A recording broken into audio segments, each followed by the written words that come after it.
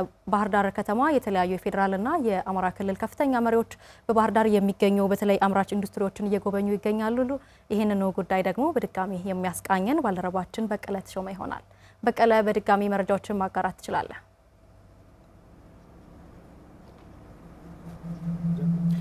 አመሰግናለሁ። እንግዲህ ቀደም ሲል የነበርንበት ቦታ የፋብሪካ ስለነበረ ድምጹ ስላስቸገረ ነው ቦታ የቀየርነው ተመልካቾች ያው ግራ እንዳይገባቸው ለማለት ነው።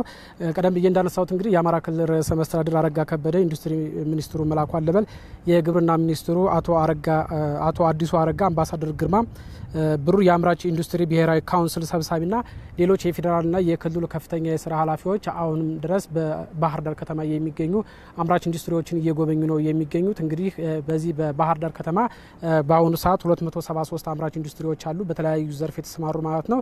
እነዚህን ፋብሪካዎች በምን ደረጃ ላይ እንዳሉ ነው እነዚህ ከፍተኛ የስራ ኃላፊዎች እየጎበኙ ያሉት።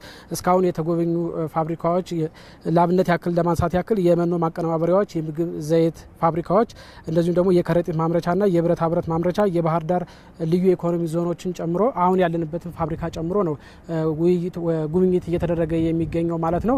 እንግዲህ በባህር ዳር ከተማ ቀደም ብዬ እንዳልኩት 273 በተለያዩ ዘርፎች የተሰማሩ አምራች ኢንዱስትሪዎች አሉት። ባለፈው 3 ዓመት በተለይ ከ2015 ጀምሮ እነዚህ አምራች ኢንዱስትሪዎች በመስራታቸው በተለይ ከ14000 በላይ ለሚሆኑ ዜጎች በቋሚና ጊዜያዊ የስራ እድል መፍጠር እንደተቻለ አንስተውልናል። ከዛ ባለፈ ደግሞ ዋናው የአምራች ኢንዱስትሪዎች ኃላፊነታቸው ተኪ ምርት በማምረት ከውጭ የሚገባ ምርት መተካት ነው። ከውጭ የሚገባ ያ ማለት መንግስት ለውጭ ወደ ውጭ የሚልከውን ወጪ መቀነስ ነውና ከዚህ አኳያ ባለፉት 3 ዓመታት ተኪ ምርትን በመላክ ያዳኑት ሀብት 167 ሚሊዮን ዶላር እንደሆነ ነው ያገኘነው መረጃ የሚያመለክተው። ከዛ ባለፈ ደግሞ እነዚህ ምርቶቻቸውን በሀገር ውስጥ በማምረት ለገበያ በማረጋጋት በኩልም እነዚህ አምራች ኢንዱስትሪዎች ይጠበቅባቸዋልና ከዚህ አኳያ ወደ ውጭ በመላክ ደግሞ ገቢ ማግኘት ይጠበቅባቸዋል። ስለዚህ ባለፉት 3 ዓመታት ከ101 ሚሊዮን ዶላር በላይ ወደ ውጭ በመላክ ለክልሉም ለሀገሪቱም ገቢ ማግኘት ተችሏል ማለት ነው። እንግዲህ ከዚህ ቀደም አናግረናቸዋል።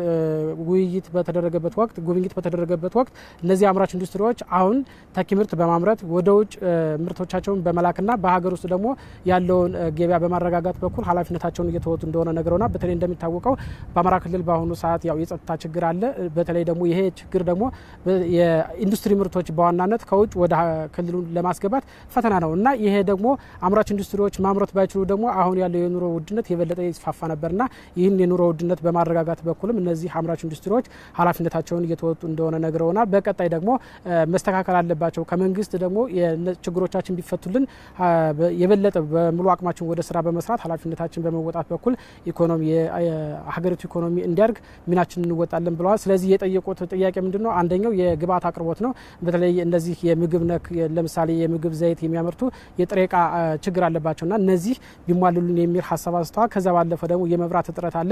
በተለይ ይሄ የመብራት እጥረት ደግሞ በዋናነት አንደኛ የማሽኖቻቸው እንዲበላሽባቸው ምክንያት እየሆናቸው እንደሆነ ምርቶቻቸው ደግሞ በምርት በሂደት ላይ ያለ ሲጠፋ መብራቱ ያ ሙሉ ለሙሉ ይበላሻልና ይሄ ደግሞ ለኪሳራ እየዳረገን ስለሆነ መንግስት የጥሬ ዕቃና የመብራት አቅርቦትን ቢያሟላልን የበለጠ ኃላፊነታችን በመወጣት ምርት በማምረት የሀገሪቱ ኢኮኖሚ ከፍ እንዲል በማድረግ በኩል ኃላፊነታችን እንወጣለን የሚል ሀሳብ አስተዋል። አሁን ጉብኝቱ እንደቀጠለ ነው። ከሰዓት ደግሞ ውይይት ይኖራል ተብሎ ይታሰባል።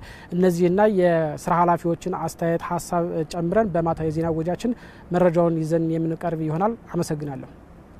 በቀለ በባህር ዳር ከተማ የፌደራልና የክልል ከፍተኛ መሪዎች በከተማው የሚገኙ አምራች ኢንዱስትሪዎችን ጉብኝት አስመልክተህ ላደረስከን መረጃ እጅግ አድርገን እናመሰግናለን። መልካም ጊዜ ይሁንልህ።